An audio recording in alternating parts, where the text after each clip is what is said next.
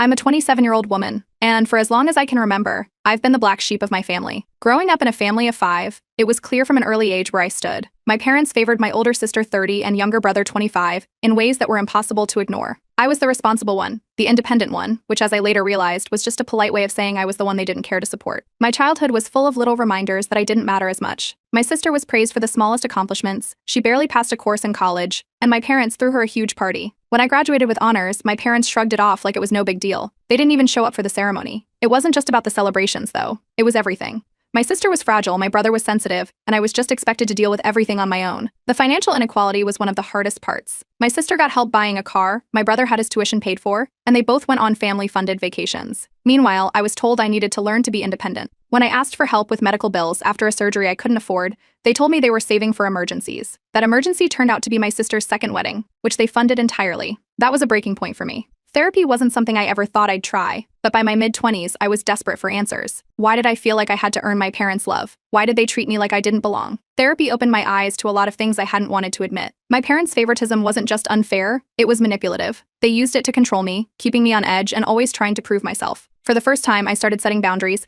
and let me tell you, they did not like that. The real catalyst for change came at a family reunion a couple of years ago. I was sitting in the kitchen when I overheard my siblings mocking me. They were laughing about my career and my sad little apartment, as they called it. The worst part? My parents were laughing right along with them. I don't know why it surprised me, it wasn't the first time they'd made me feel small, but hearing it like that, out in the open, broke something in me. I confronted them right there. I told them I was tired of being treated like I didn't matter, tired of their constant dismissal of my feelings. They looked at me like I was speaking another language. My dad called me dramatic. My mom said I should stop being so ungrateful. That was it for me. I knew I couldn't keep living like this, always hoping they'd suddenly start treating me differently. Cutting ties wasn't easy. My parents acted shocked, like they couldn't believe I'd actually stand up for myself. My siblings called me selfish, but for the first time, I didn't care. I stopped answering their calls, stopped showing up for family events. Instead, I poured my energy into myself. I started focusing on my career, spending more time with friends, and figuring out what I actually wanted out of life. It was during this time that I started building my own version of a family. I surrounded myself with people who genuinely cared about me, who celebrated my wins and supported me when I was struggling. When I got a promotion at work, a big one that I'd been working toward for years, they threw me a surprise party. It was the first time in my life I'd felt truly celebrated. My biological family didn't even acknowledge it. That just confirmed what I already knew. I'd made the right decision. One of the best moments came on my birthday last year. My friends surprised me with a cake and decorations, something my family had never done. It wasn't about the gifts or the party itself, it was about feeling seen and valued. I realized I didn't need their approval anymore. I could build a life where I was the priority.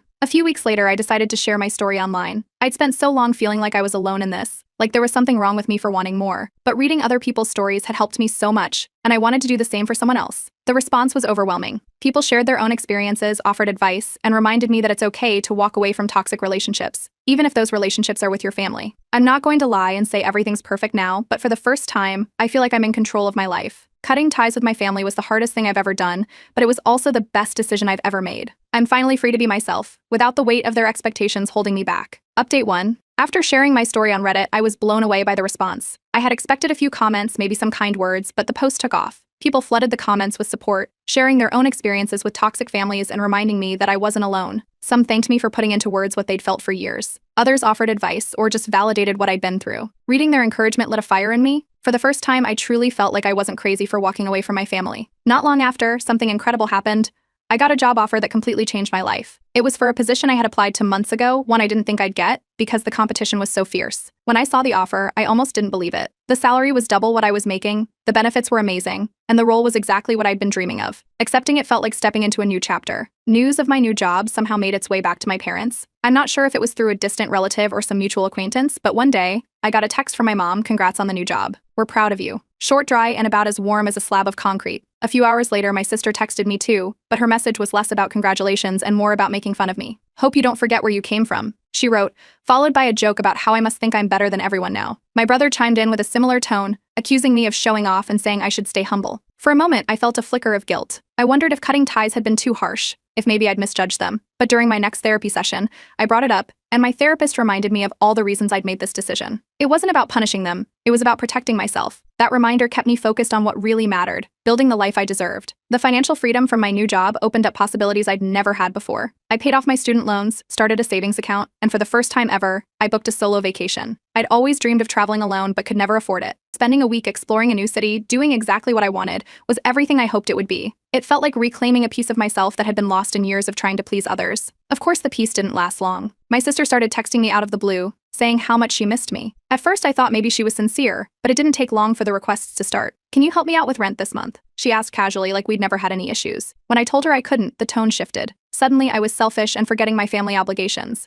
She dragged my parents into it too, claiming they were struggling and that it was my responsibility to step in. Then my brother jumped on the bandwagon. His messages were filled with passive-aggressive digs, implying that I thought I was too good for the family now. It was exhausting, but I refused to let them pull me back into their drama. Instead, I leaned on my chosen family, my friends, coworkers, and the online community that had been so supportive. They reminded me that I didn't owe my biological family anything. Around this time, I started posting more on social media about my life. I wasn't trying to show off. I just wanted to document the journey I was on. Pictures from my vacation, milestones at work, little moments of joy with friends. To my surprise, people started following along, drawn to the positivity and growth I was sharing. But apparently, my parents were keeping tabs too. One day I got a call from my mom, accusing me of rubbing my success in their faces. She said it wasn't fair to post things like that when my siblings were struggling. That's when I realized they'd been stalking my posts. I blocked them immediately. Then I made a public post about the importance of boundaries and why I decided to distance myself from toxic family members. It wasn't aimed at them directly, but I knew they'd hear about it. The reaction was mixed. Some extended family members reached out to say they understood and supported me, while others criticized me for abandoning my parents. I let them say what they wanted. Their opinions didn't matter anymore. One breakthrough came during a particularly emotional therapy session. My therapist asked me to think about all the times I tried to be the perfect daughter and what it had cost me. For the first time, I let myself forgive the version of me that had chased their approval for so long. That moment felt like shedding a weight I didn't even know I was carrying. By the end of it all, something shifted. I wasn't just surviving without my family, I was thriving. For the first time, I wasn't looking over my shoulder, wondering what they thought of me. I wasn't chasing their validation anymore. I was free. Update 2.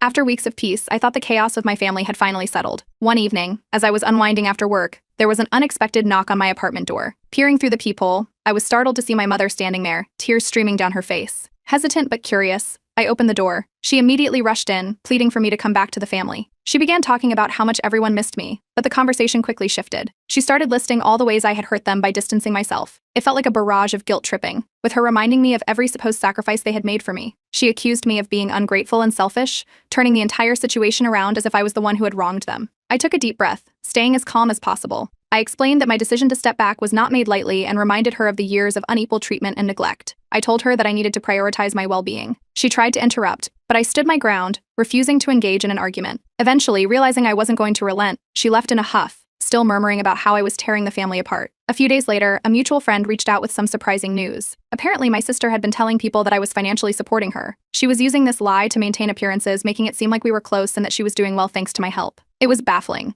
especially since we hadn't spoken in months. Our friend confronted her about the lie, and things escalated quickly. Word spread among our social circles, and people began questioning her integrity. The facade she had carefully built started to crumble, causing quite a bit of drama. I chose not to involve myself, preferring to let the truth reveal itself without my intervention. Meanwhile, positive things were happening in my life. At work, I received a prestigious award for leading a successful project. It was a significant recognition, and my colleagues were genuinely happy for me. My friends, the family I had chosen, organized a celebration. We gathered at my favorite restaurant, laughing and enjoying each other's company. It was a stark contrast to the negativity I'd left behind. But my family's attempts to reel me back weren't over. I received an email from my parents with the subject line "Family Matters" in it. They demanded that I fix the family or they would cut me out of their will. They accused me of being the source of all the discord and warned that I was making a grave mistake. The ultimatum felt like another manipulation tactic. Curious about their threat, I did some discreet checking. It turned out that my parents had been exaggerating their wealth for years. There wasn't much to inherit, they had accumulated debt rather than assets. Their supposed fortune was just another illusion. Realizing this, their ultimatum lost all its power over me. Around this time, some of my extended family began reaching out. To my surprise, a few cousins shared their own stories of experiencing favoritism and neglect within the family. They empathized with my situation and offered support. It was comforting to know I wasn't alone, and together we started forming stronger bonds, separate from the toxic dynamics we'd grown up with.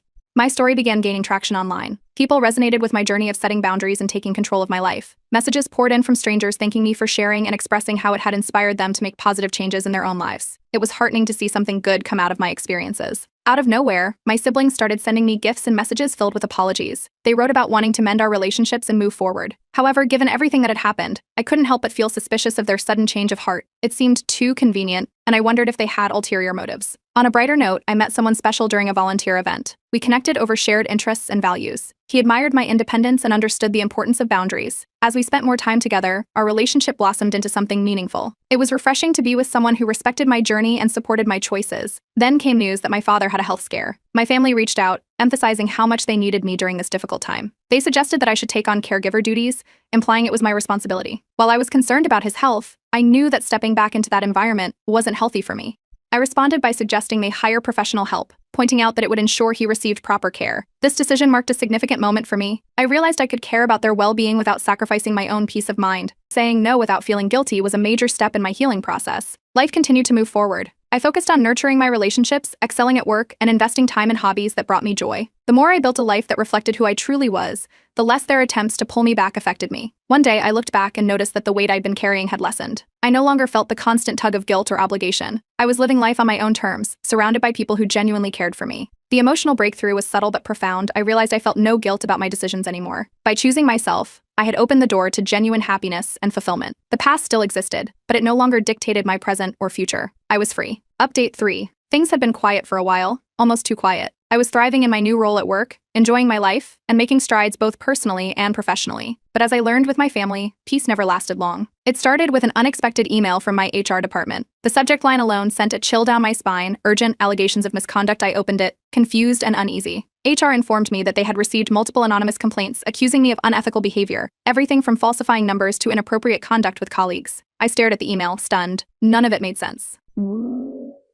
A meeting with HR was scheduled immediately, and while I knew I had done nothing wrong, I couldn't shake the feeling that someone was trying to ruin me. During the meeting, my manager and HR went over the details of the complaints. I calmly addressed every accusation, confident in my spotless record. I had receipts for everything, project logs, emails, even timestamps. It didn't take long for HR to see the complaints were baseless. I cleared my name completely, but that wasn't the end. It traced the anonymous emails, and what they discovered shocked me. The complaints had come from an IP address linked to my brother's location. My own brother had tried to sabotage me at work. I was livid. I hadn't spoken to him in months, yet this was how far he was willing to go. I decided to confront them. I sent a group message to my parents and siblings, laying out the evidence. I didn't accuse them outright, but I made it clear I knew where the complaints came from. Instead of taking responsibility, they turned the tables. My brother denied everything, calling me paranoid. My sister chimed in, claiming I was trying to tear the family apart with lies. My parents accused me of being obsessed with hurting them. That was the final straw. I blocked every single one of them, on my phone, email, and social media. I wasn't going to let them keep pulling me into their chaos. I even changed my number to make sure they had no way of contacting me. A week later, my sister showed up at my workplace. I saw her through the glass entrance as she tried to sweet-talk the receptionist into letting her in. I alerted security, who escorted her out of the building. She didn't put up a fight, but I knew she wasn't done yet. That same day, I called a lawyer to discuss my options. If they continued harassing me, I was fully prepared to file a restraining order. I had reached my limit. I shared what was happening on Reddit, and the support I received was overwhelming. People reassured me that I was doing the right thing, gave advice on how to protect myself legally, and even shared similar stories of family members crossing boundaries. Knowing I wasn't alone helped me keep my head up. Despite the drama, life kept moving forward. Just a month after the investigation, I received another major promotion, this time to a leadership role. It was a huge step in my career, and it came with recognition from the higher-ups. My chosen family celebrated with me that night. We toasted to success, growth, and freedom. Of course, word of my promotion made its way back to my extended family. Suddenly, rumors started circulating that I had abandoned my parents in their old age. Distant relatives sent passive-aggressive messages, asking why I wasn't helping my poor parents who had done so much for me. I didn't engage with them. Let them talk, I thought.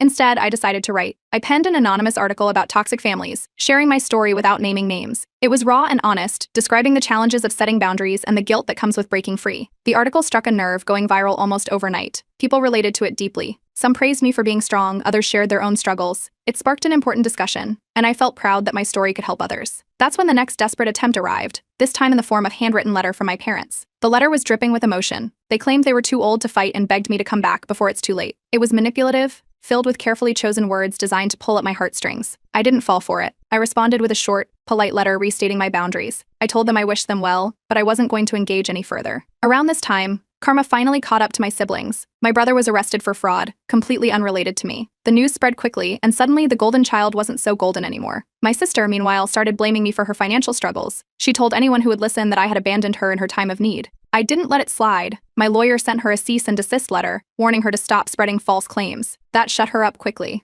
After everything, the noise finally stopped. The harassment, the lies, the manipulation, it all came to a halt. I had taken back control of my life, and this time I wasn't letting it go. My career was thriving. My friendships were stronger than ever, and I had peace for the first time in years. I realized that, no matter how hard they tried to pull me back, I had built something they couldn't touch, a life that was mine and mine alone. Update 4. After everything with my family finally settled down, I found myself with the kind of peace and freedom I'd only dreamed of before. I wanted to use this new chapter in my life to give back. I started volunteering at a local women's shelter where I worked with survivors of abuse and toxic relationships. Their resilience inspired me, and it felt good to contribute to something bigger than myself. I also began donating a portion of my income to causes I cared about, like education initiatives and mental health programs. Giving back became a cornerstone of this new life I was building. At work, my leadership role gave me opportunities to mentor younger women entering the industry. I took this seriously, making time to share my experiences, not just about career growth, but also about recognizing and setting boundaries in all aspects of life. I saw myself in some of them, eager to prove their worth, often at the expense of their own well-being. Watching them succeed felt like a victory of my own. Meanwhile, my chosen family continued to grow. That Thanksgiving, I decided to host my first Friendsgiving. My apartment was small, but we made it work. Everyone brought a dish, and we spent the evening laughing, sharing stories, and expressing gratitude for each other. At one point, as I looked around the room, it hit me, I had created this. This was my family now, one that I'd chosen, and one that chose me back. But just as I was settling into this new sense of belonging, the drama from my biological family reared its head again. Through the grapevine, I heard that my parents had sold their house. Years of financial mismanagement had finally caught up to them. My siblings were furious, not because they cared about the house itself, but because they were now scrambling to figure out where to live. Naturally, they decided I should help. The first message came from my sister, asking if I could lend her money for a new place. When I didn't respond, she escalated. She posted publicly on Facebook, calling me heartless and accusing me of abandoning the family in their time of need. The comments from her friends and a few distant relatives were full of judgment. I forwarded the post to my lawyer, who immediately sent her a formal cease and desist notice. That shut things down quickly. In therapy, I worked through the lingering guilt this stirred up. My therapist reminded me of something I had come to understand, but needed to hear again. I was not responsible for my family's failures. Their financial struggles, their poor choices, none of it was my burden to carry. This realization felt like closing the door on years of self-doubt and misplaced responsibility. Around this time, something wonderful happened. My partner, who had been a steady source of support and encouragement, proposed. It wasn't a grand, over-the-top gesture, just the two of us in a quiet moment, filled with love and certainty. I said yes. We began planning a small, intimate wedding with only our closest friends. Of course, news of the engagement eventually made its way to my family, and the outrage was swift. My sister sent me a string of angry texts, accusing me of excluding them and calling the wedding a slap in the face to the people who raised you. I didn't respond. My wedding wasn't about them, and I refused to let them turn it into another spectacle. To avoid further drama, I quietly deactivated my public social media accounts. I didn't need their prying eyes on my life anymore. I kept a private profile for close friends and focused on being present in my offline world. It was one of the best decisions I'd made. My career continued to thrive. I was invited to speak at a conference about overcoming adversity in the workplace. Standing in front of that audience, I shared my journey, not just the professional milestones, but the personal growth that had shaped who I was. Afterward, attendees came up to thank me for my honesty, sharing how my story resonated with their own struggles. Knowing I had made an impact was incredibly fulfilling. But my family wasn't done yet. One morning, I woke up to an email from my mother. The subject line read, "Our final wish." In the email, she claimed she and my father were on their deathbed and begged me to reconcile before it was too late. The timing was suspicious, given I'd just heard from a cousin that they were perfectly fine. It was another manipulation attempt, designed to guilt me into breaking the boundaries I had worked so hard to establish. I brought the email to my next therapy session. My therapist and I discussed it, and I came to a decision I wasn't going to respond. Engaging would only pull me back into their cycle of control and guilt. Recognizing the manipulation for what it was felt like another step forward in my healing. A few weeks later, a former colleague shared my story anonymously in an industry blog. The response was incredible. Messages poured in from people who saw themselves in my journey, praising my strength and resilience. It reminded me how far I had come and how much I had to be proud of. Finally, I took a big step. I bought my first home. It wasn't just a house, it was a symbol of breaking the generational cycles that had defined my family for so long. Standing in my new kitchen, surrounded by my chosen family as we celebrated, I felt an overwhelming sense of peace. This was the life I had fought for, and it was mine. Update 5. It's been a year since I moved into my new home, and looking back, I can hardly believe how much my life has changed. My first year here has been filled with laughter, growth, and milestones that I never thought possible. To celebrate, my chosen family, my friends and loved ones who have stood by me, organized a dinner party. We gathered in the backyard, under strings of fairy lights, sharing stories and toasting to new beginnings. There was no tension, no guilt, no walking on eggshells. It was everything I once hoped family gatherings could be. Professionally, I've hit another milestone.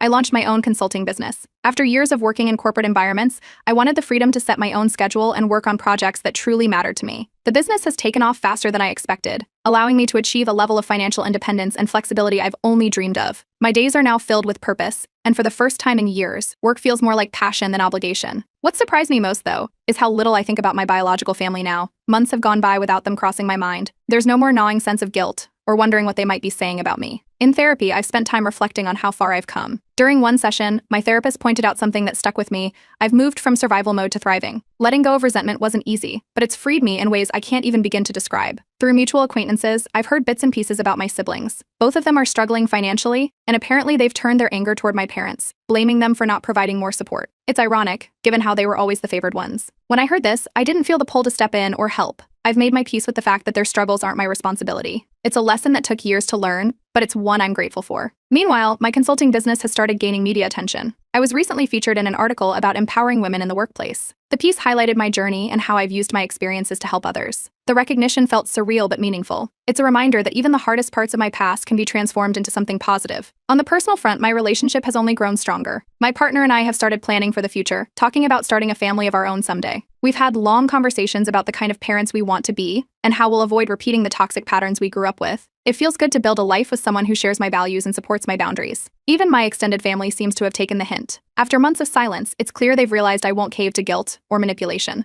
The calls and messages have stopped, and with them, so has the drama. The distance has been a gift, allowing me to focus fully on the life I've built. One of the most rewarding things I've done recently is starting a podcast. Each episode, I share advice and stories about overcoming toxic family dynamics, setting boundaries, and thriving independently. The response has been incredible. Listeners have reached out to say how much they've related to my experiences and how the podcast has helped them in their own lives. Knowing that my story can make a difference for others has been one of the most fulfilling parts of this journey. Holidays, once a source of dread, have become something to look forward to. Last Christmas, I started a new tradition with my chosen family. We cooked a huge meal, exchanged gifts, and spent the day watching movies and playing games. It was joyful and stress-free, completely free of the guilt and tension I used to associate with the season. We've already started planning for this year, and I couldn't be more excited. In this new chapter of my life, I've also prioritized my health and wellness. I've taken up yoga and meditation, which have become daily practices. Both have helped me find balance and stay grounded, even when life gets hectic. I've discovered a version of myself that's calm, centered, and content. A few weeks ago, I received an unexpected email from my father. It was short and simple, apologizing for the way he treated me in the past. While it might have been genuine,